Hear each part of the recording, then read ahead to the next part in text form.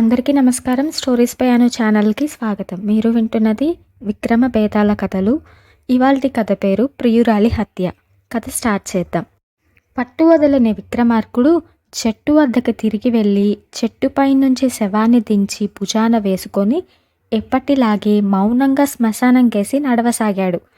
అప్పుడు శవంలోని బేతాళుడు, రాజా, నీవు ఏ ధర్మాన్ని పాటించి ఇంత దీక్షగా ఈ అపరాత్రి వేళ ఈ శవాన్ని మోసుకుపోతున్నావో నాకు తెలియదు, కానీ ధర్మాన్ని అనుసరించేవారు కూడా పశ్చాత్తాపడతారు సుమా. ఇందుకు తార్కాణంగా నీకు సనత్కుమారుడి కథ చెబుతాను విను అంటూ ఈ విధంగా చెప్పసాగాడు. పూర్వం బ్రహ్మపుత్ర నది తీరపు అరణ్య ప్రాంతంలో ఒక రాజు వద్ద సనత్కుమారుడు అనే యువకుడు కొలువుండేవాడు. అతనికి వేట అంటే చాలా ప్రీతి. అందుచేత అతను తరచూ అడవికి వెళ్ళి పెద్ద పులులను, ఇతర వన్యమృగాలను వేటాడుతూ ఉండేవాడు. సనత్కుమారుడు వేటాడపోయే అడవి ప్రాంతాన్ని ఆనుకొని ఒక సామంతుడి గ్రామాలు ఉన్నాయి. ఆ సామంతుడి పేరు వసువర్మ. వసువర్మ, సనత్కుమారుడు స్నేహితులు. ఒక్కొక్కసారి ఇద్దరు జతగా వేటకు వెళుతూ ఉండేవారు. అయితే వసువర్మకు రాజకార్యాలు జాస్తిగా ఉండడం చేత అతను ఎప్పుడో కానీ వేటకు వచ్చేవాడు కాదు. ఒకనాడు సనత్కుమారుడు వేటకు బయలుదేరి బిల్లు జాతి వాళ్ళుండే గూడెం మీదుగా వెళ్ళసాగాడు. బిల్లు జాతి వాళ్ళు వసువర్మ పొలిమేరున ఉన్న అడవి కొండ కొట్టి బీళ్ళు, పొలాలు ఏర్పాటు చేసుకొని చాలా కాలంగా నివసిస్తున్నారు. అడవికి వెళ్ళే సనత్కుమారుడికి ఒక బీడులో గొర్రెలను మేపుకుంటూ ఉన్న ఒక బిల్లు కన్య కనిపించింది. నాగరికత లేకపోయినా ఆ పిల్లకు గల సహజ సౌందర్యం చూసి సనత్కుమారుడు ఆశ్చర్యం చెందాడు. అతడు ఆమె సమీపంలో గుర్రం దిగి, అమ్మాయి, నీ పేరేంటి, మీ ఇల్లెక్కడా అని ప్రశ్నించాడు. ఆ పిల్ల మొదట్లో అతనితో మనసిచ్చి మాట్లాడలేదు. ఎందుకంటే అతను ఎవరో రాజోద్యోగి. అటువంటి ఉద్యోగులు తమ బిల్లు జాతి వాళ్లను మనుషులల్లే చూడరు. తమకు అన్ని రకాల ఇబ్బందులు వాళ్ళ మూలంగానే కలుగుతాయి. అయితే సనత్కుమారుడు మామూలు ఉద్యోగుల వంటివాడు కాదు. ఎంతో మంచివాడులాగాను దయామయుడులాగాను కనపడ్డాడు. అందుచేత ఆమె మెత్తపడి, నా పేరు నాగిని, అదిగో ఆ కనిపించేదే మా గూడెం అని చెప్పింది. ఆమె సనత్కుమారుడితో ఇంకా ఎన్నో విషయాలు చెప్పింది. తమ ఇంటి కష్టాలు సుఖాలు చెప్పింది. అంతేకాక తమ గూడెం వాళ్ళు పడే కష్టాలు కూడా చెప్పింది.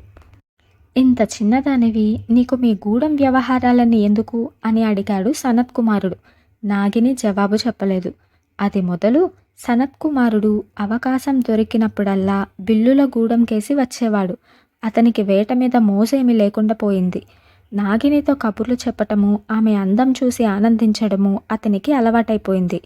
ఒకనాడు నాగిని అతనితో, మా రాజుగారు మా పొలాలన్నీ ఆక్రమించుకుంటారట, నిజమేనా? మమ్మల్ని అడవిలోకి తరిమేస్తారటగా అన్నది. కావచ్చు, కానీ చిన్నదానివి, ఆడదానివి, నీకెందుకు ఈ గొడవలు? పెద్దవాళ్ళు మగవాళ్ళు చూసుకుంటారులే అన్నాడు సనత్కుమారుడు. మా తాత ముత్తాతల నాటి నుంచి మేమిక్కడే ఉంటున్నాం. ఇప్పుడు రాజుగారు మా బీళ్లు కాచేసి వారి ఆవులను మేపుకొని మమ్మల్ని అడవిలోకి వెళ్ళి పులులతో పాటు బతకమంటే అది నాకు మాత్రం ఎందుకు పట్టదు అన్నది నాగిని ఉద్రేకంతో. సనత్కుమారుడు ఆమె కేసి ఆశ్చర్యంతో చూశాడు. నాగిని మామూలు కాపు పిల్లల వంటిది కాదు. అతనికి ఆమె మీద గల ఇష్టం ఆ క్షణం నుంచి ప్రేమగా మారింది. అతను నాగిని చెయ్యి పట్టుకొని, నాగిని, నేను నిన్ను ప్రేమిస్తున్నాను అన్నాడు. నాగిని తన చెయ్యి విడిపించుకొని చరచరా అక్కడి నుంచి వెళ్ళిపోయింది. తాను అన్నమాట నాగినికి కోపం తెప్పించిందని సనత్కుమారుడు గ్రహించాడు. తరువాత 3-4 రోజులు ఆమెను చూడపోవడానికి అతనికి ధైర్యం చాలలేదు. ఇంతలో రాజకార్యం పైన సనత్కుమారుడు దేశాంతరం వెళ్ళిపోవాల్సొచ్చింది. అక్కడ అతను 3 మాసాలున్న మీదట అతనికి పిలుపు వచ్చింది. అతను తిరిగి వచ్చి తన పైన ఒక కొత్త పని పడిందని తెలుసుకున్నాడు. అదేంటంటే వసువర్మ పైన బిళ్ళ జాతి వారు తిరగపడ్డారు. తాము నివసించే ప్రాంతాన్ని వసువర్మ స్వాధీనం చేసుకోకుండా యుద్ధం చేయడానికి వారు నిశ్చయించుకున్నారు. వసువర్మకు సహాయంగా కొందరు సైనికులు పంపబడుతున్నారు. వారికి నాయకుడిగా ఉండడానికి సనత్కుమారుణ్ణి నియోగించారు. ఈ పని తనకు అగ్నిపరీక్ష అవుతుందని సనత్కుమారుడు కలలో కూడా అనుకోలేదు. అతను మళ్ళీ నాగినిని చూసే అవకాశం కలిగింది కదా అని మాత్రమే సంతోషించాడు. బిల్లులగూడెంలో వసువర్మకు అనుకూలంగా ఉండేవాళ్ళు ఇద్దరున్నారు. వారు గ్రామానికి సంబంధించిన అధికారులు. బిళ్ళ జాతి వాళ్ళు వారిద్దరినీ ఒక పాకలో బంధించి పాకకు నిప్పు పెట్టారు. వారిని రక్షించడానికి కాను సనత్కుమారుడు బిల్లులగూడెం వెళ్ళాడు. అదృష్టవశాత్తు పాకలో ఖైదు చేయబడిన వాళ్ళు ప్రాణాలతో బయటపడ్డారు. ఆ తరువాత సనత్కుమారుడికి గూడెంలో ఏమీ చేసేది లేకపోయింది.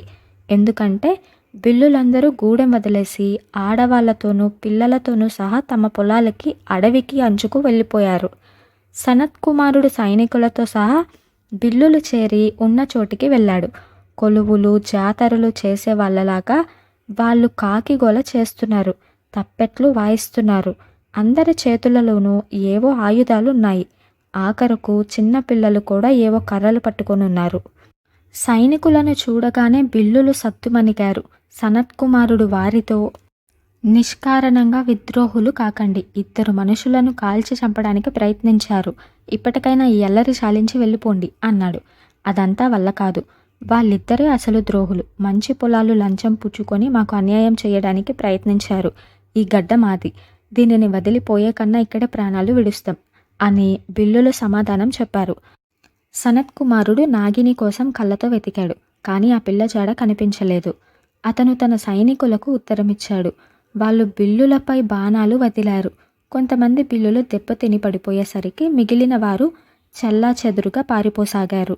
ఇంతలో ఒక స్త్రీ ఆకారం ఒక ఎత్తైన దిబ్బ మీదకు ఎక్కి, ఆగండి, మీరు మగవాళ్ళు కారా? మీ గడ్డను కాపాడుకోవడం ఇదేనా? 2 బాణాలు మీద పడగానే పిరక పందిల్లా పారిపోతున్నారా అని గట్టిగా అరిచింది. పారిపోతున్న వాళ్ళు ఆగి మళ్ళీ వెనక్కి రాసాగారు. సనత్కుమారుడు ఆ స్త్రీని గుర్తించాడు. ఆమె నాగిని. అతనికి మతిపోయినట్టయింది. ఈ యుద్ధంలో ఒక పక్షానికి తాను నాయకుడైతే రెండో పక్షానికి నాగిని నాయకురాలయ్యింది. ఇప్పుడు బిల్లులంతా నాగిని వెనుక చేరి సైనికులపై రాళ్ళు ఈటెలు విసరసాగారు. తన సైనికులతో తలపడండి అని అనవలసిన బాధ్యత సనత్కుమారుడి పైన ఉన్నది. అతను తన సైనికులకు ఉత్తరమిచ్చాడు. కొద్దిసేపట్లోనే నాగిని గుండెలో బాణం గుచ్చుకొని ఆమె ఒరిగిపోవడం సనత్కుమారుడు చూశాడు. అతనికి మతిపోయినట్టయింది. అతను గబగబా వెళ్ళి ఆమె తల తన వడిలో పెట్టుకొని ఏకధారంగా ఏడవసాగాడు. నాగిని కళ్ళు తెరిచి అతని ముఖం కేసి చూస్తూ ప్రాణాలు వదిలింది. తాను ప్రజాకంటకుల తరపున తాను ప్రేమించిన స్త్రీ పాలిటకి హంతకుడిగా పనిచేసిన సంగతి సనత్కుమారుడికి అర్థమైంది. తను వైరాగ్యం చెందిపోయాడు. బేతాళుడు ఈ కథ చెప్పి, రాజా, నాదొక సందేహం. సనత్కుమారుడు నాగినిని ఎందుకు చంపాడు? అతనికి ఆమెపై నిజంగా ప్రేమ లేకనా, లేక ఆమె పక్షాన న్యాయం ఉన్నదని తెలియకనా? ఒకవేళ అతను నాగినిని ప్రేమించకపోయినప్పటికీ తాను అధర్మం పక్షాన పోట్లాడుతున్న సంగతి తెలిసినా అతను ఆమె పాలిటికి హంతకుడు కాకుండా ఉండేవాడు కదా. ఆ సంగతి నాగిని చనిపోయేదాకా ఎందుకు అతను తెలుసుకోలేదు? ఈ ప్రశ్నకు సమాధానం తెలిసి కూడా చెప్పకపోయావో నీ తల పగిలిపోతుంది అన్నాడు.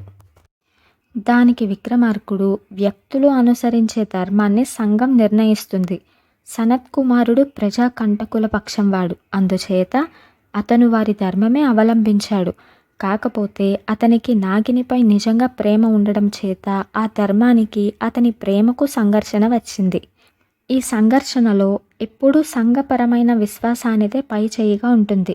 అందుచేత సనత్కుమారుడు తన ప్రేమను జయించి నాగిని హత్యకు కారకుడైనాడు. అయితే తాను అవలంబించిన ధర్మానికి తన ప్రేమను బలి చేసిన మరుక్షణం అతనికి జ్ఞానోదయమైంది. నిజమైన ధర్మం నాగిని పక్షానే ఉన్నదని అతను గుర్తించగలిగాడు అన్నాడు. రాజుకు ఈ విధంగా మౌనభంగం కలగగానే బేతాళుడు శవంతో సహా మాయమైపోయి మళ్ళీ చెట్టెక్కాడు. ఇది ఇవాల్టి విక్రమ బేతాళ కథ. మీకు ఈ కథ నచ్చినట్టయితే ఛానల్ని సబ్స్క్రైబ్ చేయండి, అందరికీ షేర్ చేయండి. నెక్స్ట్ ఎపిసోడ్లో మరో మంచి కథతో కలుద్దాం. ధన్యవాదాలు.